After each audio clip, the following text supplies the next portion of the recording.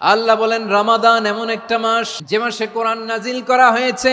আর এই কোরআন হচ্ছে বিশ্ব মানবের জন্য পথ নির্দেশিকা, হেদায়েতের সুস্পষ্ট বর্ণনা এবং সত্য মিথ্যা পৃথক করার আসমানি মানদণ্ড রূপে জামিনে আমাদের জন্য কোরআন নাজিল করেছে কে? আওয়াজ করে বলেন তো, আল্লাহর নাজিল করা এই কোরআনে কোনো ভুল আছে?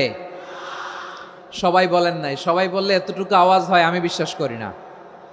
গলা ছেড়ে দিয়ে বলেন, আল্লাহর নাজিল করা এই সর্বশেষ আসমানি কিতাব আল কোরআনে কোনো ভুল আছে?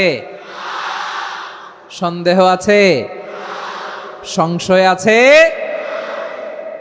বিয়ন্ডলেস, বাউন্ডলেস, বটমলেস এমন কিতাব যেটা পড়ে গবেষণা করে এর তথ্য উপাত্ত ইনফরমেশন লেসন নিয়ে শেষ করা যায় না। সুবহানাল্লাহ।